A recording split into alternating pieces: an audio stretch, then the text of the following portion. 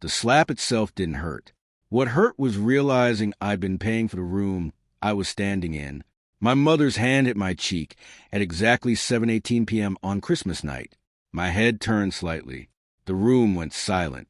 My younger sister, Lily, froze with a designer handbag in one hand and a jewelry box in the other.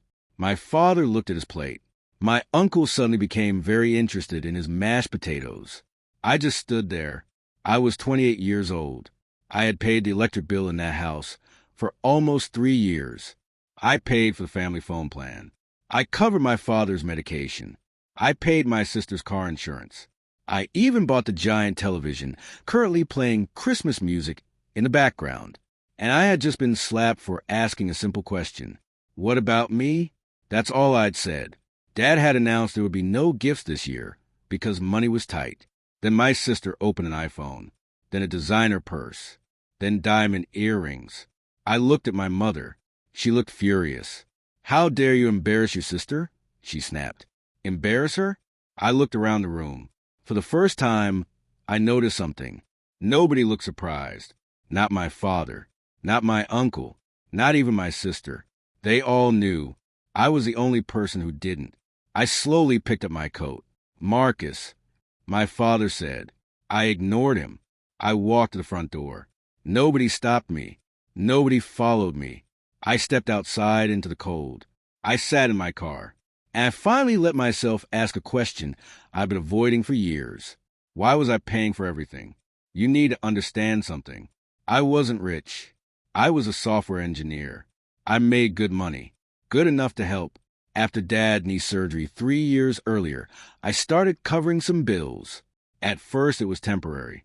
Then it became normal. Then it became expected. Whenever I tried pulling back, there was always another emergency, another expense, another problem. Mom needed dental work. Lily needed help with rent.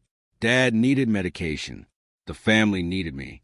Or at least that's what I believed. Then I looked through my banking app. I started adding things up. Phone plans, utilities, streaming subscriptions, insurance, groceries, credit card payments. I did the math twice, then a third time. I had spent nearly $40,000 on my family in 3 years. I sat there staring at the number. Then my phone rang. Mom. I declined it. Dad. Declined. Lily. Declined. A text arrived. Come back inside and apologize. I laughed. Actually laughed. For the first time all night. Then another message arrived. You ruined Christmas. I looked at the house. Through the window, I could see everyone eating dessert. Nobody looked upset. Nobody looked worried. I suddenly felt tired. Not angry, just tired. Then my phone buzzed again. This time it wasn't family. It was my bank. I almost ignored it. Then I saw the notification. Large purchase approved for $1,892.17. I frowned. I hadn't bought anything. I opened the transaction details. The charge had been made 20 minutes earlier at the same luxury jewelry store where my sister's diamond earrings came from, using my credit card. I stopped breathing because there was only one person authorized to use that card, my mother, and according to the receipt, the earrings weren't a gift from my father. I had bought them. I just didn't know it yet. I read the transaction 3 times. For $1,892.17. Luxury Jewelers. Approved 20 minutes earlier. I looked back at the house. My family was still inside, eating dessert, laughing, celebrating, with jewelry I had apparently purchased. I felt numb, not angry, not yet. I opened my banking app and checked the card activity. Then my stomach dropped. That wasn't the only charge. There was another one, 3 days earlier. $1,740.52. Same store. I kept scrolling. Another charge, 2 weeks earlier. $2,360. Different store. Designer boutique. I frowned. I didn't recognize any of these purchases. Then I remembered something. About 6 months earlier, Mom had asked to borrow my credit card for a pharmacy emergency. Afterward, she'd said she misplaced it. I told her to keep it for a few days until I ordered a replacement. I never followed up because I trusted her. I suddenly felt sick. I got out of my car and walked back into the house. Everyone looked up. Mom folded her arms. I thought you left. I held up my phone. Who bought the earrings? Silence. I looked directly at my mother. Who bought them? Dad looked uncomfortable. Lily suddenly became interested in her drink. Mom sighed dramatically. Oh, this again? I blinked. Again? You used my credit card. Her expression changed. Just slightly. Enough. What are you talking about? She asked. I showed her the transaction. Nobody said anything.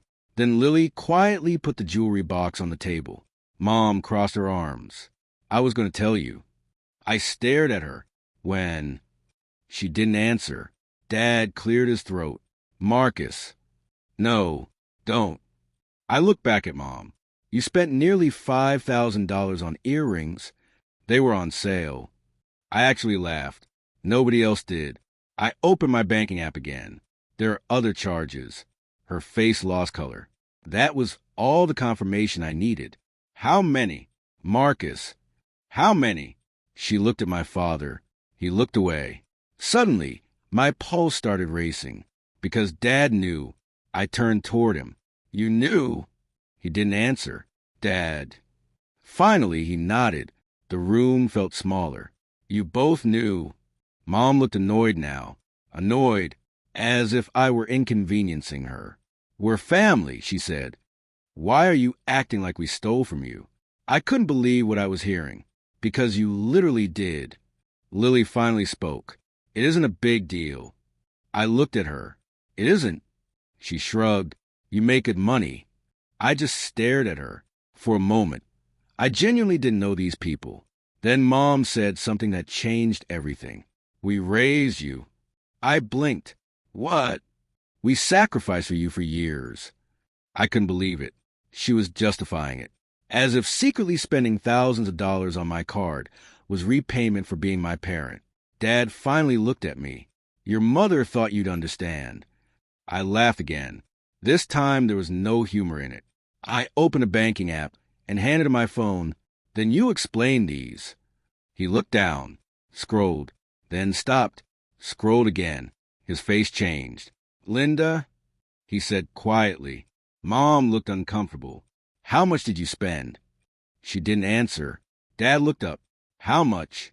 Very softly, she said. I don't know. The room went silent. I slowly took the phone back.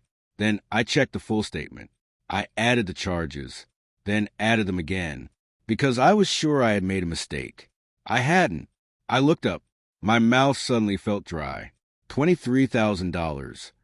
Nobody moved. What? Dad whispered. I looked at him. $23,000. Lily nearly dropped her glass.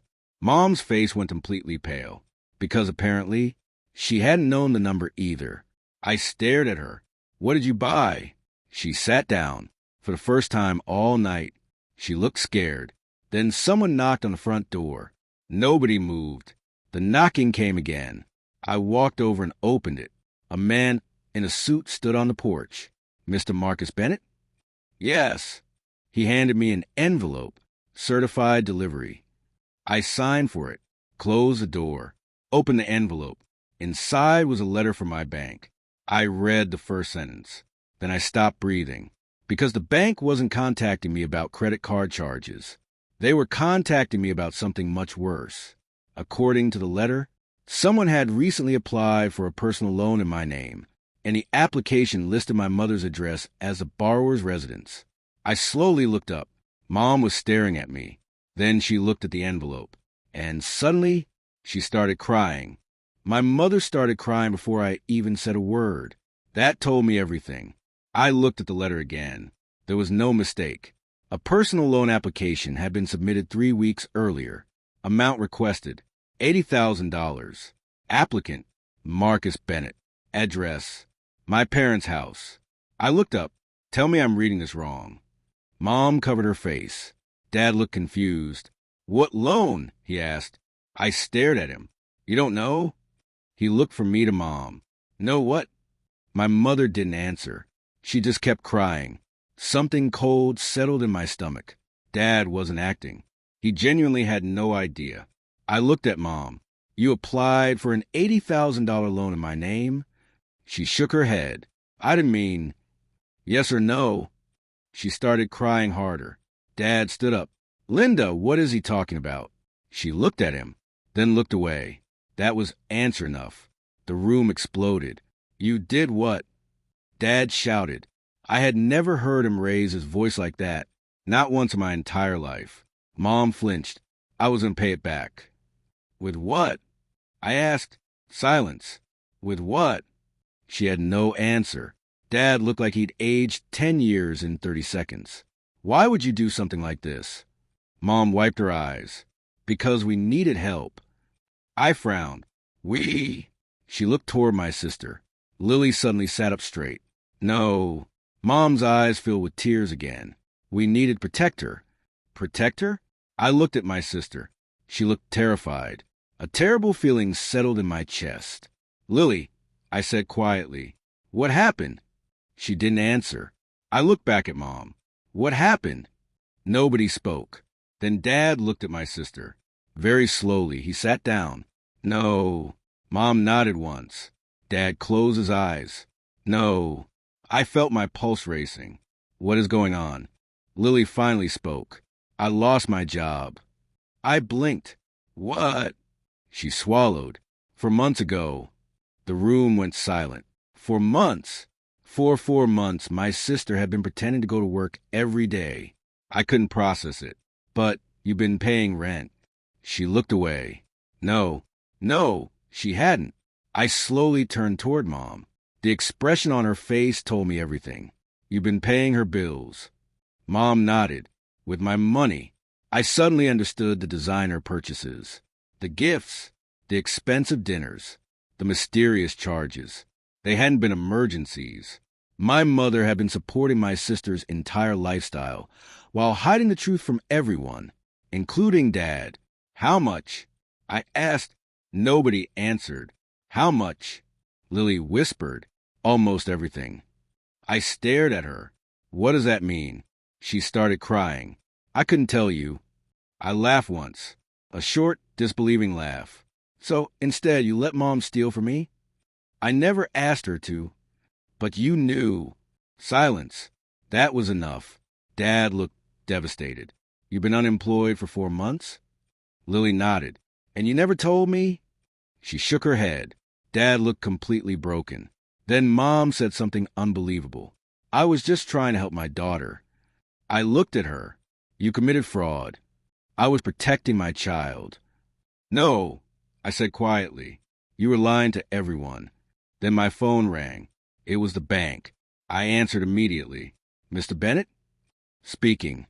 We're calling regarding the loan application submitted in your name. I looked directly at my mother. Go ahead. We've detected irregularities and temporarily suspended processing. I nearly exhaled in relief.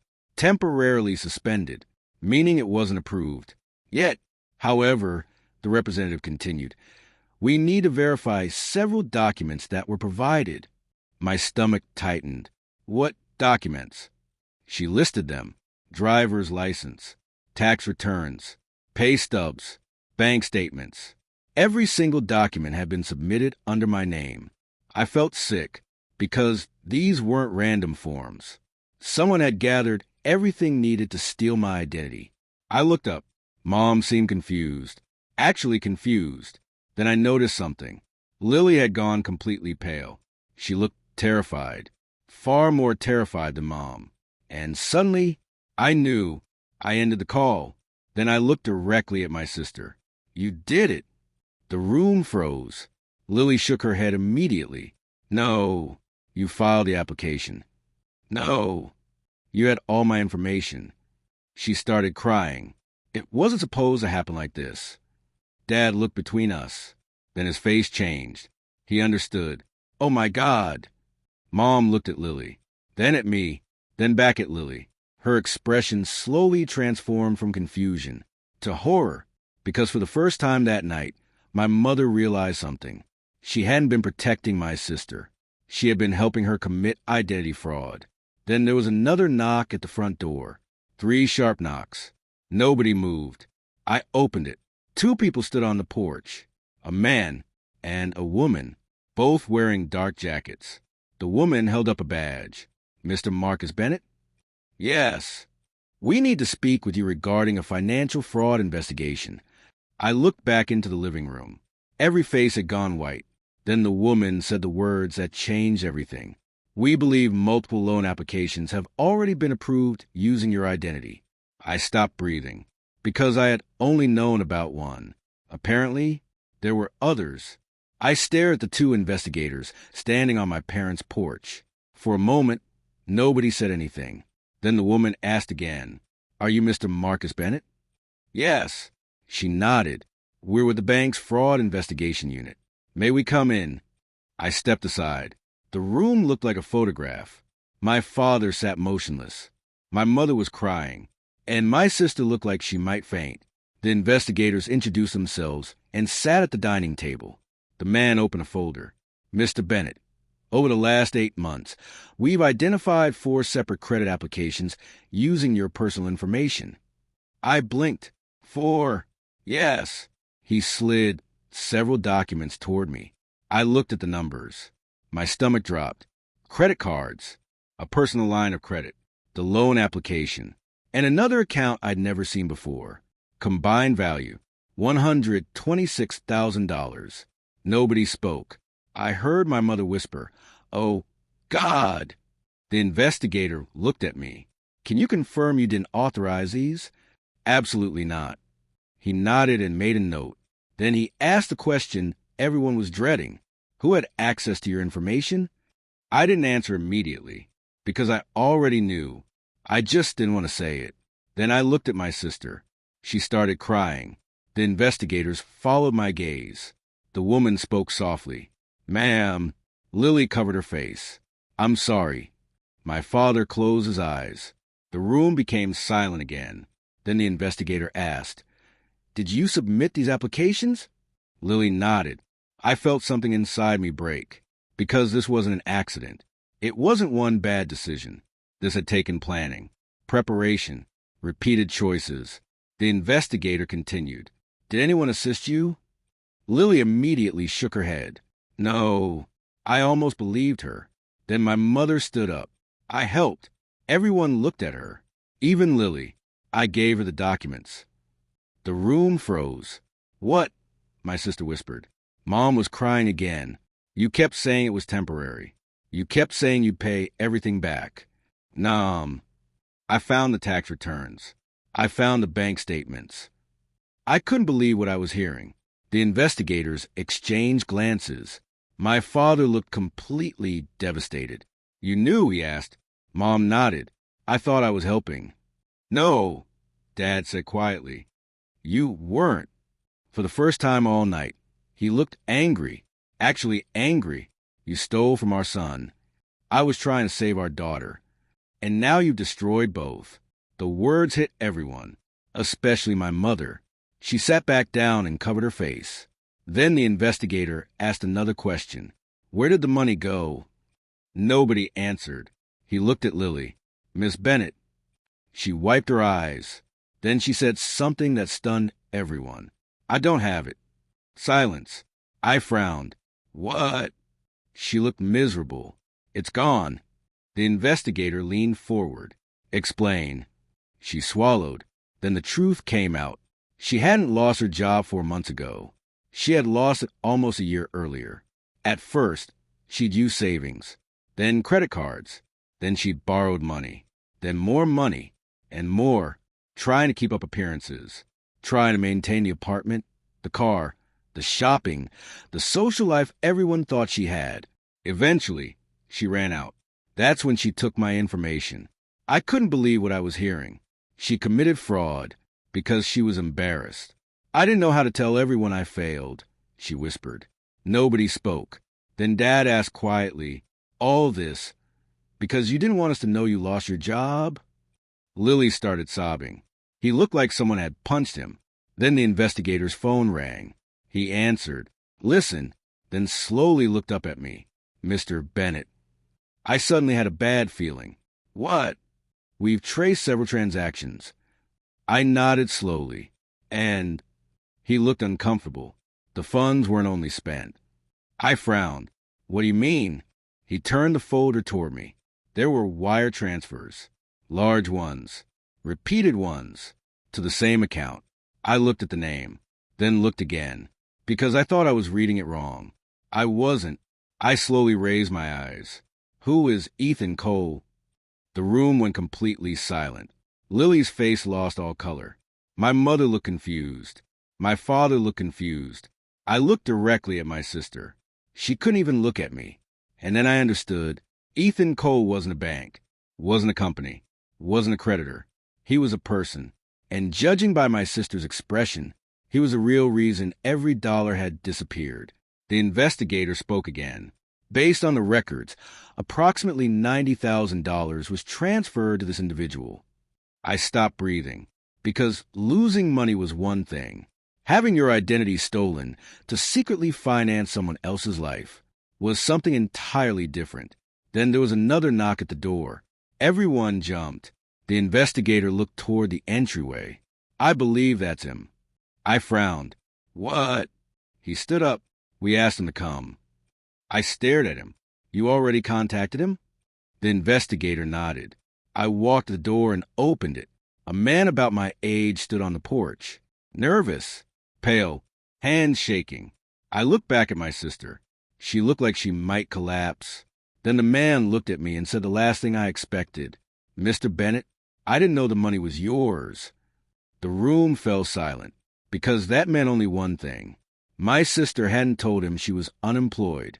She hadn't told him she'd committed fraud. And she definitely hadn't told him she'd been using her own brother's identity to pay for everything. The man on the porch looked terrified. He couldn't have been older than 30. He wore a wrinkled shirt and looked like he hadn't slept in days. Behind me, my sister whispered, Ethan. So this was him, the man who had received $90,000 that didn't belong to me. I stepped aside. He walked into the house and immediately noticed the investigators. Then he noticed my parents. Then he saw Lily. Whatever he expected tonight, it wasn't this. One of the investigators spoke. Mr. Cole, please have a seat. He sat down slowly. His hands were shaking. I remained standing. I wanted answers. Immediately, the investigator looked at him. Did you receive money transfers from Miss Bennett? Yes. Did you know those funds were obtained through identity fraud? His eyes widened. What? No. The investigator slid several bank records across the table. Ethan looked at them, then at Lily, then back at the papers. His face slowly went pale. Lily, what is this? She started crying again. No answer. What is this? He repeated. She couldn't even look at him. I finally spoke. My sister used my identity to open loans and credit accounts. Silence. Ethan blinked. What? $126,000. He looked horrified. No. Almost $90,000 ended up in your account. He turned toward Lily. She was sobbing. No, he whispered. No, no, no. Then he stood up. You told me your grandmother left you money. The room froze. Lily covered her face. You said it was an inheritance. I looked at my sister. She said nothing. Ethan looked devastated. Every sentence coming out of his mouth sounded more broken than the last. You paid my debts. Silence. You paid for my business. Silence. You paid my rent. Silence. And then he asked the question none of us had thought to ask. Why? Lily looked up.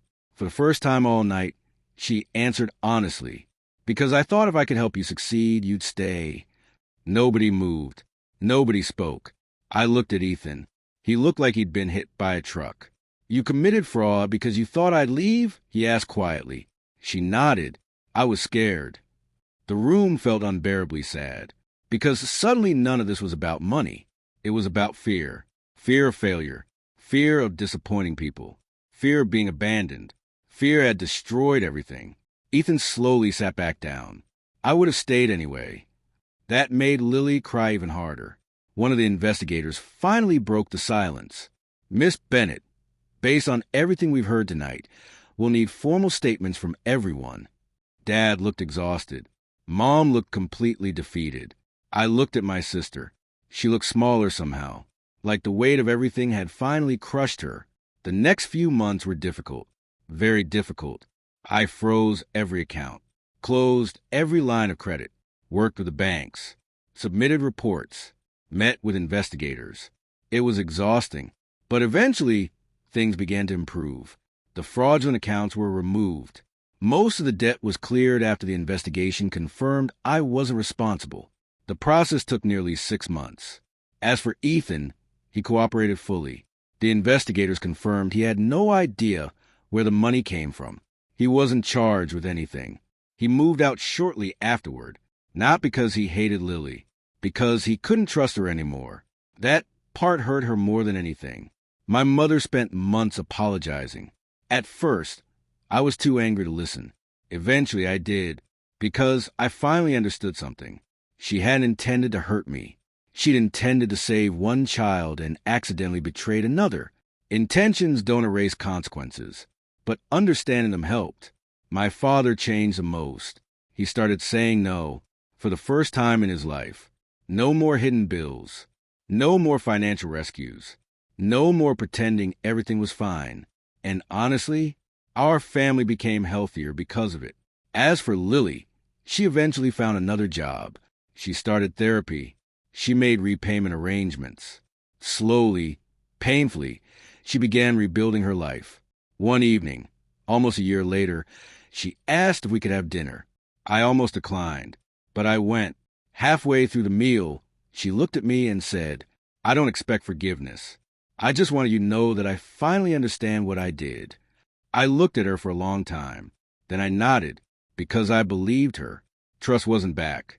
Not completely. Maybe it never will be. But people can learn. People can change. Sometimes the consequences become the lesson. When I got home that night, I checked my banking app out of habit. Everything looked normal. No strange charges. No surprises. Just peace. And I realized something. The slap on Christmas night had probably been the best thing that ever happened to me. Because if I hadn't asked, "What about me?" I might have spent years paying for problems that were never mine to carry. I learned something that Christmas. Helping family is an act of love. Being used by family is something entirely different. And if you're constantly rescuing everyone around you while nobody asks whether you're okay, you aren't part of the family system. You're financing it. The moment I stopped paying for everyone's secrets was the moment I finally started protecting myself.